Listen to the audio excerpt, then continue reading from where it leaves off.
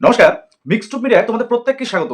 তোমরা যারা nursing entrance এবারে দিলে অর্থাৎ ANM, GNM, JENPAS UG, post basic BSc nursing entrance বা তোমাদের এমএসসি এন্ট্রান্স, তো প্রত্যেকের জন্য তোমাদের অত্যন্ত গুরুত্বপূর্ণ এই মুহূর্তের খবর যে 2026-27 টোটাল অ্যাপ্রুভড কলেজের সংখ্যা কিন্তু আজকে প্রকাশ করলো WBNC অর্থাৎ ওয়েস্ট বেঙ্গল নার্সিং কাউন্সিল।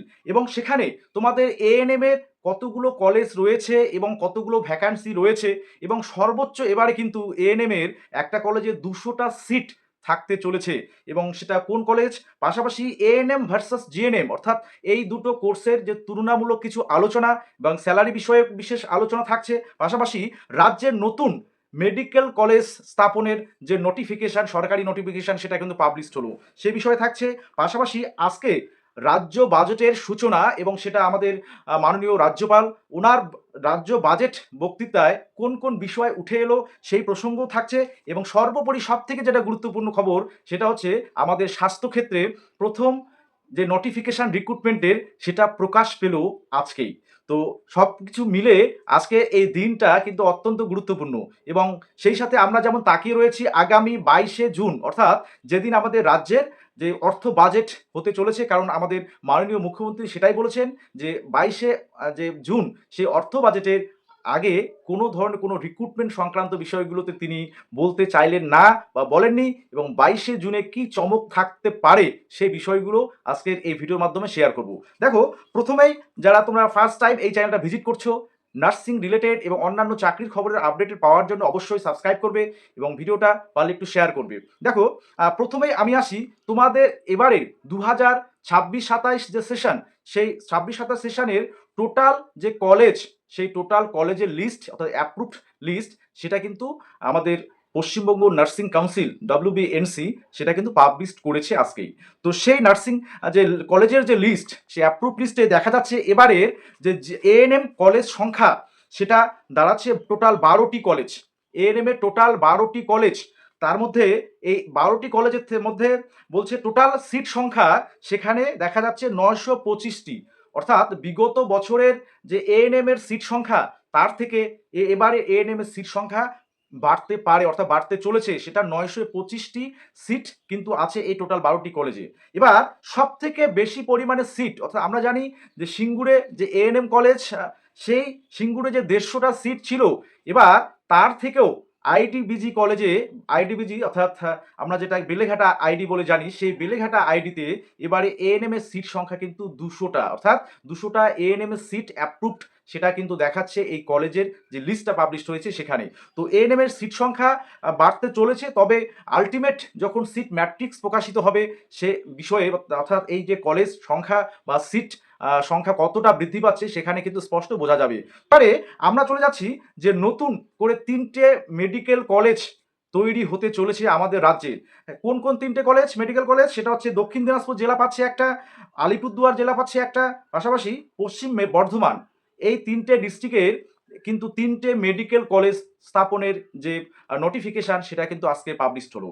পাশাপাশি এবারে আমরা চলে যাব স্বাস্থ্য বাজেট অর্থাৎ স্বাস্থ্যক্ষেত্রে যে বাজেটের বিষয়ে, হ্যাঁ, কি কি বিষয় উল্লেখ করা হলো বা আমাদের মাননীয় রাজ্যপাল আজকে যে বাজেট বক্তৃতা দিলেন, উদ্বোধনী বক্তৃতা, সেই বক্তৃতায় কোন কোন দিকগুলো উঠে এলো। দেখো, আমাদের আজকে যে অর্থাৎ আজকে অর্থ বাজেটের আমাদের বিধানসভার অর্থ বাজেটের আগে যে বিষয়গুলো রাজ্যপালের বক্তৃতায় উঠে এলো সেগুলো হচ্ছে ওবিসি রিলেটেড বিষয়টা অর্থাৎ ওবিসি সংরক্ষণ, সেখানে যেমন 7% সেই বিষয়টা উঠে এলো। পাশাপাশি নিয়োগ নিয়েও কিন্তু রাজ্যপাল কিছু বিশেষ বার্তা দিলেন, অর্থাৎ 7% সংরক্ষণ নিয়ে পরবর্তীতে নিয়োগ প্রক্রিয়াগুলো সেগুলো কিন্তু শুরু হতে চলেছে, সেটা কিন্তু রাজ্যপালের আজকের বাজেট অধিবেশনের এই যে বক্তৃতা সেই বক্তৃতায় সেটা উঠে এলো। আচ্ছা, এবারে আমরা আসছি আমাদের স্বাস্থ্যক্ষেত্রে অর্থাৎ স্বাস্থ্য ভবন থেকে একটা নতুন রিক্রুটমেন্ট নোটিশ, সেই নোটিশটা সম্ভবত তোমাদের বলে রাখি সিনিয়র রেসিডেন্ট ডক্টরসদের রিক্রুটমেন্ট নোটিশ একটা পাবলিশড হয়েছে। অর্থাৎ নিয়োগ পদ্ধতিটা বাজেটের আগেই, হ্যাঁ, 22শে জুন বাজেট, তার আগে থেকে কিন্তু নতুন করে রিক্রুটমেন্ট নোটিশ পাবলিশড হওয়া শুরু হলো। এবার সেই কোথাকার সেটা, doctor Bidhan Chandra Roy post graduate institute of paediatric science, Kolkata.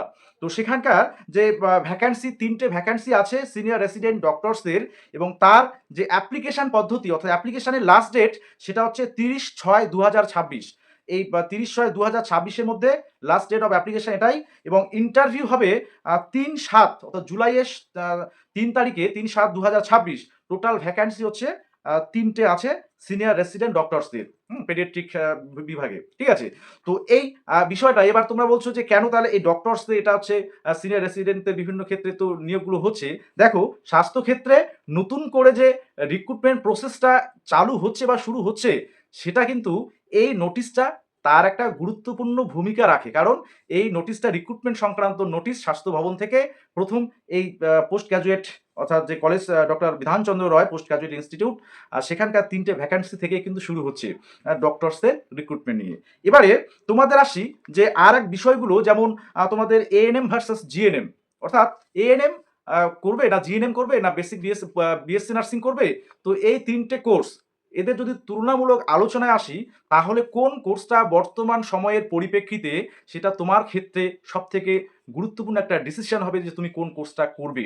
তো এই বিষয়ে দেখো, যদি তুলনামূলক আলোচনায় যাই, আমি যদি কোর্স বেসিসে যাই, তাহলে দেখো এএনএমটা সেটা যেমন একটা ডিপ্লোমা কোর্স 2 বছরের, এবং সেটা শুধুমাত্র সরকারি কলেজে হয়ে থাকে, এবং কোর্স শেষে তোমাদের গভর্নমেন্ট প্লেসমেন্ট কিন্তু দেয়। তো সেক্ষেত্রে এখানে চাকরির নিশ্চয়তা 100% অর্থাৎ এএনএম কোর্স করলে তুমি চাকরি পাচ্ছ, সেটা 100% গ্যারান্টেড।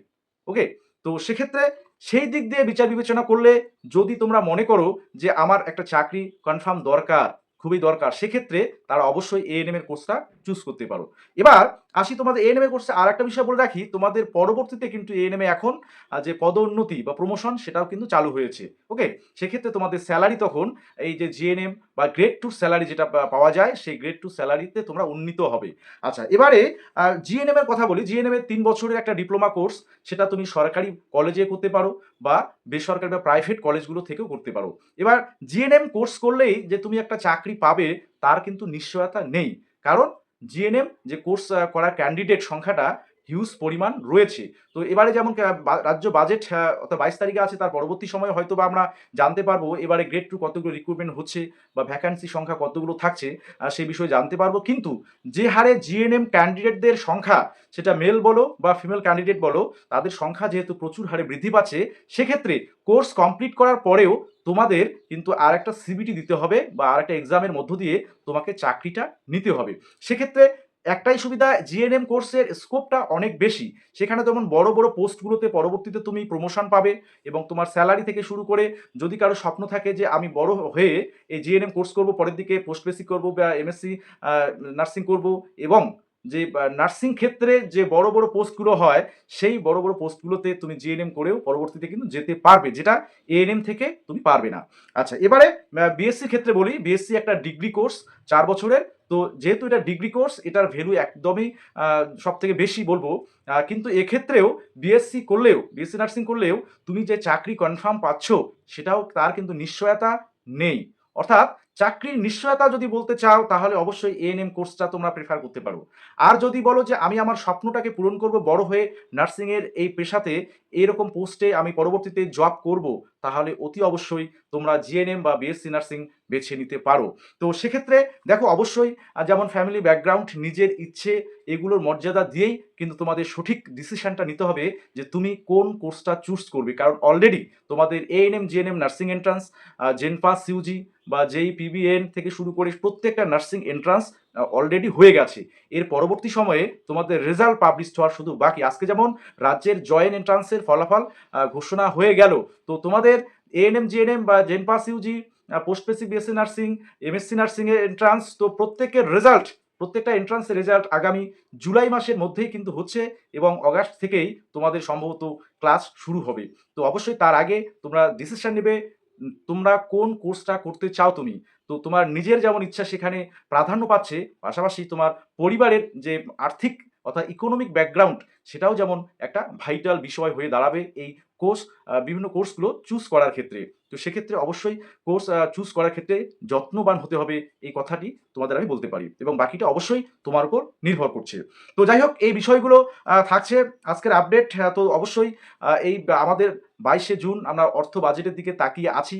যে পশ্চিমবঙ্গের বেকার যুবক-যুবতীরা তাকিয়ে আছে প্রত্যেকেই এই অর্থ বাজেটের দিকে এবং সেদিনেই কিন্তু ঘোষণা হবে বিভিন্ন নিয়োগ যে পদ্ধতিগুলো, অর্থাৎ কোন, কোন ডিপার্টমেন্টে কি, কি নিয়োগ হচ্ছে তার পরেই কিন্তু বিজ্ঞপ্তিগুলো আসতে থাকবে। তোমাদের স্বাস্থ্যক্ষেত্রে যেমন সে বিষয়টা থাকছে, শিক্ষা ক্ষেত্রে থাকছে, পঞ্চায়েত দপ্তরে প্রত্যেকটা ডিপার্টমেন্টের নিয়োগ বিষয়ে পরবর্তীতে 22 তারিখ পরবর্তী সময়ে আমরা জানতে পারবো। অবশ্যই সকলে ভালো থাকবে এবং সুস্থ থাকবে।